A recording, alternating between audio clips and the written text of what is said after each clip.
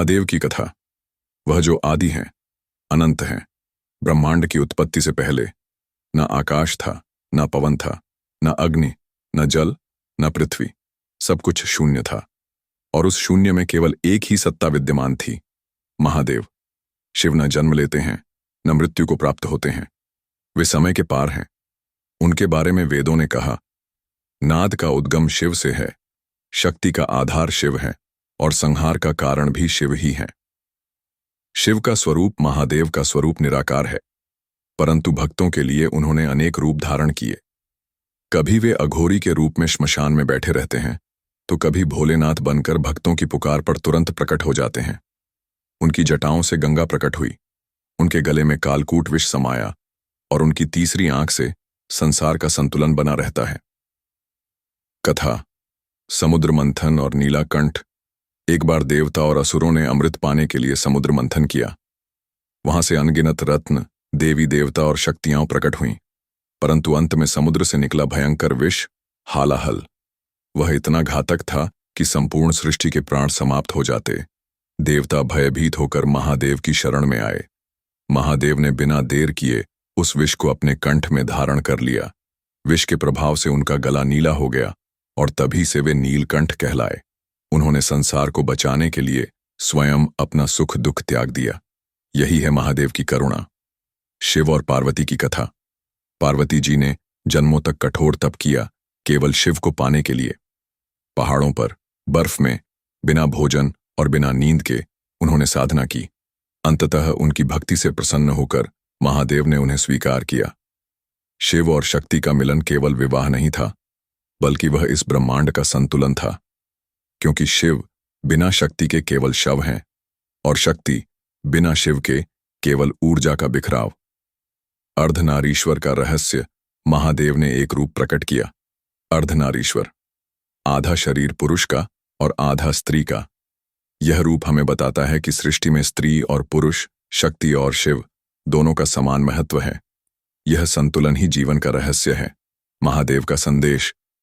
महादेव की कथाएं केवल कहानियां नहीं हैं, ये जीवन जीने की गूढ़ शिक्षा देती है। त्याग और करुणा, जैसे उन्होंने विष पीकर दुनिया को बचाया। भक्ति और धैर्य, जैसे पार्वती जी ने तप कर शिव को पाया। संतुलन और एकता, जैसे अर्धनारीश्वर का रूप सिखाता है।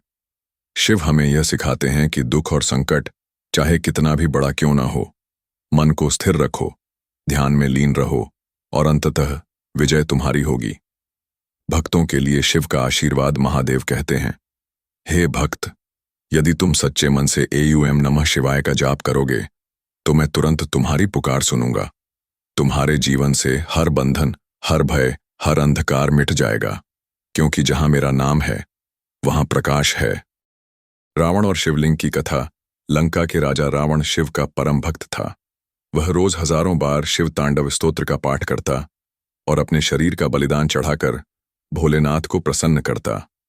एक बार उसने सोचा कि अगर शिवजी स्वयं लंका में बस जाएं तो उसकी शक्ति असीम हो जाएगी। इसीलिए वह कैलाश पर्वत उठाकर लंका ले जाने लगा।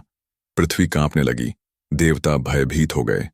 तब महादेव ने अपने अंगूठे से ही कैलाश को दबा दिया। रावण पर्वत के नीचे दब गया और पीड़ा से कराहने लगा। हजारों वर्षों तक तपस्या करने के बाद अंततः शिवजी प्रकट हुए और उसे वरदान दिया। शिव ने उसे आत्मलिंग दिया और कहा कि जहां भी यह लिंग रखा जाएगा वहीं मेरी उपस्थिति होगी। लेकिन देवताओं ने चाल चली। रावण को धोखा देकर आत्मलिंग गोकर्ण, कर्नाटक में स्थापित हो गया। आज भी वह स्थान महाभक्त रावण की भक्ति और शिव की करुणा का साक्षी है। शिव और गणेश की कथा। एक बार माता पार्वती स्नान करने जा रही थीं।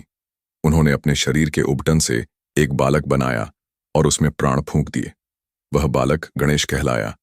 पार्वती ने गणेश को आदेश दिया, जब तक मैं स्नान कर रही हूं किसी को भी भीतर मत आने देना।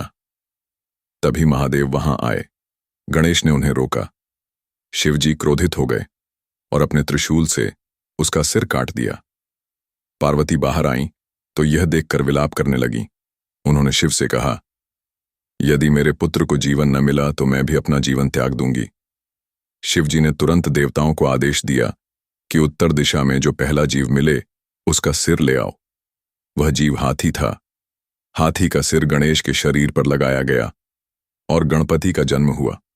तभी से गणेश को विघ्नहर्ता और प्रथम पूज्य कहा जाने लगा। महादेव और भस्म का रहस्य। शिवजी के शरीर पर आप हमेशा भस्म, राख देखते हैं। क्या आपने सोचा है क्यों? क्योंकि महादेव हमें यह सिखाते हैं कि यह शरीर, यह रूप, यह संसार सब नश्वर है। आज है, कल मिट्टी और राख बन जाएगा। इसलिए अहंकार मत करो। भस्म हमें जीवन की सच्चाई याद दिलाती है। यही कारण है कि शिव श्मशान में निवास करते हैं, क्योंकि मृत्यु ही सबसे बड़ी सत्य है। शिव और उनका तांडव। जब संसार में अधर्म बढ़ता है, जब पाप चरम पर पहुंचता है, जब कोई राक्षस अपनी मर्यादा लांघता है, तब महादेव का तांडव होता है। तांडव केवल नृत्य नहीं है, यह विनाश और सृजन का शाश्वत नृत्य है। शिव का तांडव बताता है कि नाश के बाद ही नई शुरुआत होती है। हर अंत में एक नई सुबह छिपी होती है। शिव का वचन भक्तों के लिए। महादेव कहते हैं, हे मेरे भक्त, जब संसार तुम्हें छोड़ दे, जब अपने भी साथ न दे, जब अंधकार तुम्हें निगलने लगे, तब मेरे नाम का स्मरण करना। मैं तुरंत प्रकट हो जाऊंगा। तुम्हारे आंसू मेरी पूजा है, तुम्हारी भक्ति मेरा आभूषण है। मैं तुम्हारे एक सच्चे एयूएम नमः शिवाय से ही प्रसन्न हो जाता हूं। शिव की हर कथा में एक शिक्षा छुपी है। रावण की कथा सिखाती है कि भक्ति में शक्ति है, लेकिन अहंकार न हो। गणेश की कथा सिखाती है कि मां के आदेश का पालन और विनम्रता कितनी बड़ी शक्ति है। भस्म का रहस्य सिखाता है कि शरीर नश्वर है, इसीलिए आत्मा की शुद्धि ही परम लक्ष्य है। तांडव सिखाता है कि हर विनाश के बाद नई सृष्टि होती है। यही महादेव का अमृत संदेश है। वे केवल त्रिशूलधारी देव नहीं, बल्कि स्वयं सत्य, प्रेम और मोक्ष का मार्ग हैं।